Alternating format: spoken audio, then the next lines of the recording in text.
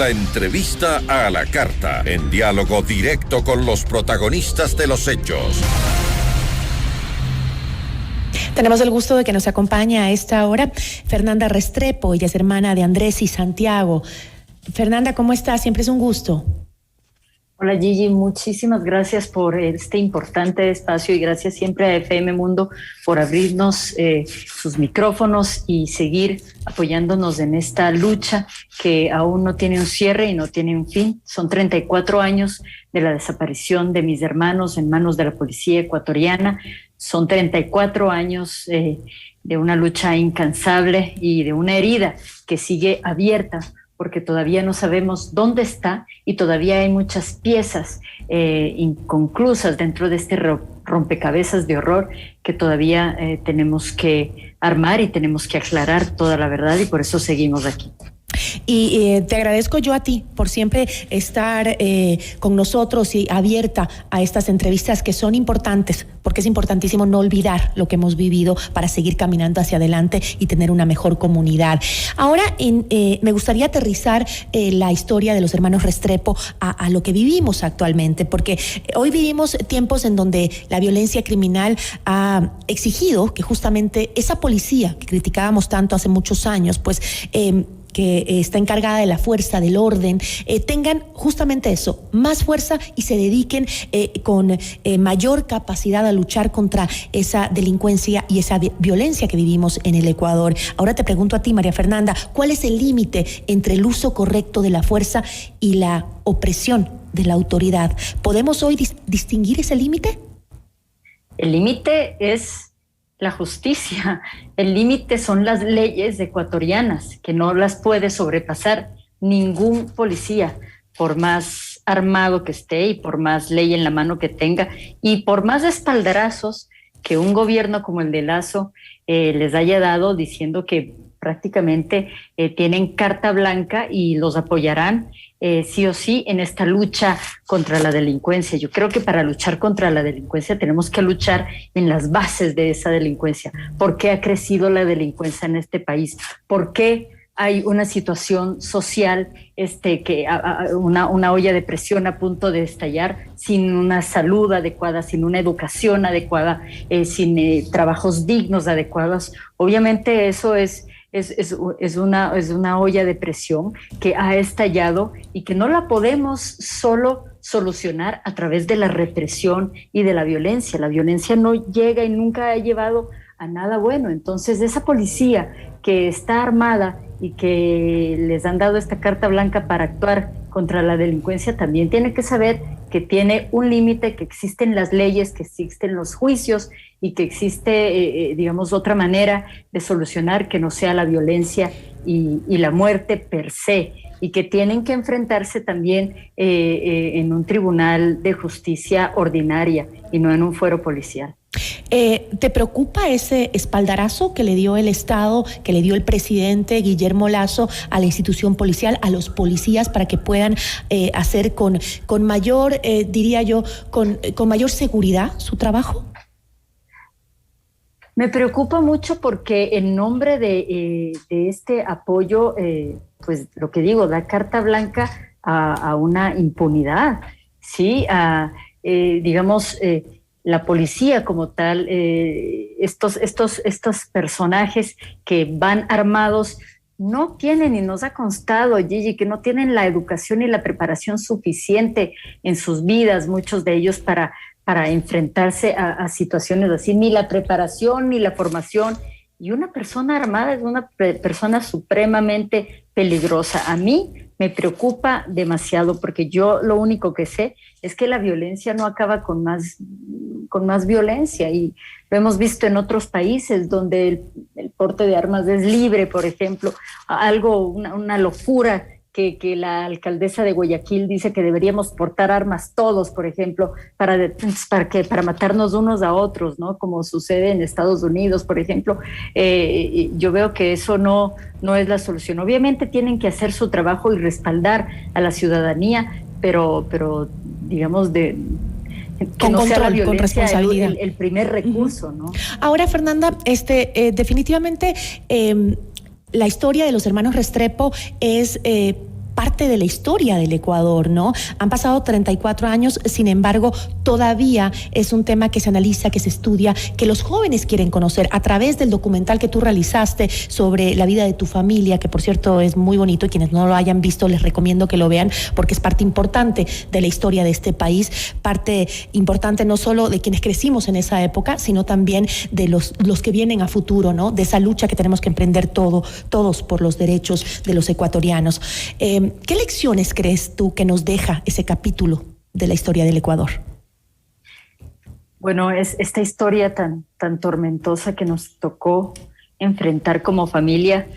Por lo menos, como dice mi papá, el crimen no ha sido del todo en vano.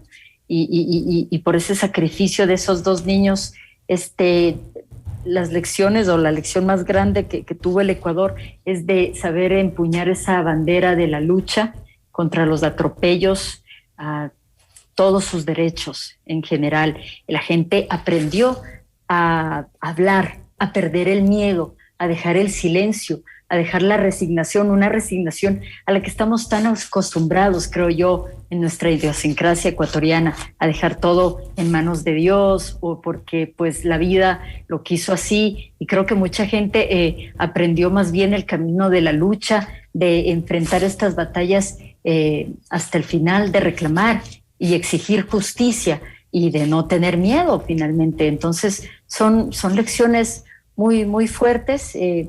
A veces sí, las tragedias vienen para eso, para mejorar también como país en muchos sentidos. Tú empezaste esta entrevista diciendo que aún ese drama familiar de la familia Restrepo, que se pasó a convertir en un drama de la comunidad ecuatoriana, porque así fue como se dieron los hechos, fue gracias a la comunidad que tomó este drama como suyo y se apropió de él, que las cosas se fueron dando, la investigación se fue acelerando, aunque pasaron muchos años y hasta ahora no se sabe dónde están tus hermanos. Sí hubo un compromiso y fue en el gobierno de Rafael Correa. Correa se comprometió a hacer una mayor investigación, abrió el caso e incluso dijo textualmente: si tenemos que vaciar Yambo, donde supuestamente habrían lanzado los cuerpos de tus hermanos, para encontrar a Santiago y Andrés, lo vaciaremos. Nunca se cumplió su promesa. Ahora, ¿tú qué puedes decir al respecto? ¿Ha fallado el Estado ecuatoriano en la reparación que le prometió a la familia Restrepo y al Ecuador sobre ese caso? Bueno, hay que aclarar que en el gobierno de Rafael Correa se cumplió con uno de los pedidos o una de las exigencias luego de ese juicio que la familia tuvo contra el Estado en cortes internacionales. Uno de los puntos que se habían ganado en ese juicio era hacer una nueva búsqueda en Yambo. Eso era parte de las obligaciones que tenía el Estado, y eso fue en 1998. Y ninguno de los gobiernos desde 1998 respetó ese veredicto, ni hizo absolutamente nada y no movieron ningún dedo. No fue sino después de 10 años que Correa simplemente cumplió la tarea del Estado. No nos hizo ningún favor, ni nos ha dado dinero, ni nos ha comprado, ni mucho menos como mucha gente piensa, opina o está muy mal informada. Simplemente hizo cumplir un deber que tenía el Estado ecuatoriano y se realizó una nueva búsqueda infructuosa, lamentablemente, y sí hubo esa voluntad política que no hubo en ningún otro gobierno, ni en el de ahora, que en este gobierno no se han acercado ninguna autoridad, ninguna persona a cargo se ha acercado a decir, vean, ¿en qué más podemos hacer? ¿Qué más podemos ayudar? El caso está, como muchos otros casos más, reposan en la Comisión de la Verdad, o de un departamento dentro de la Fiscalía de la Comisión de la Verdad, desde hace más de 10 años, que esa Comisión de la Verdad también fue abierta en ese gobierno.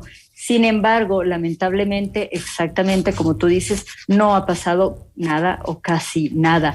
Pero la pregunta es, ¿quién no quiere todavía que se sepa algo? O sea, ¿quién está interesado todavía en guardar este secreto, esta impunidad, guardar las espaldas de una institución nefasta como la policía? ¿Por qué 34 años después, que debería ser un interés primordial de las autoridades de turno del Estado ecuatoriano aclarar este y otros casos de atropellos a los derechos humanos y otros casos de desaparecidos?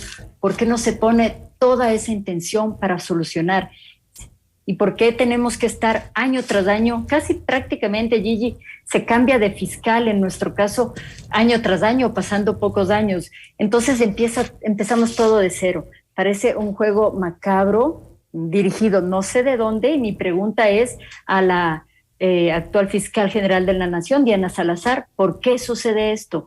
¿Por qué una joven empieza una línea de investigación con todas las ganas? Porque son fiscales muy preparados, jóvenes, que ni siquiera nacían en esa época cuando sucedieron los hechos, pero que tienen todas las ganas de aclarar en algo este caso, y de repente empiezan a pisar callos ardientes y de repente los cambian y lo remueven y empezamos de cero otra vez con alguien más. Es solo, Fernanda, inaudito. El caso de los hermanos Restrepo, porque obviamente ese es el caso más emblemático de desaparición en el Ecuador, pero hay otros casos en donde las quejas son las mismas. Se archiva, no se sigue, no se hace seguimiento, no se investiga, se cambian de fiscal en fiscal. Eso les escucho porque he tenido, creo, la bendición de poder hacer trabajos sobre desaparecidos en este país varias veces, y eso es lo que siempre escucho. Nos cambian de fiscal todos los días, nadie sigue el tema, a nadie le interesa encontrar a nuestros desaparecidos.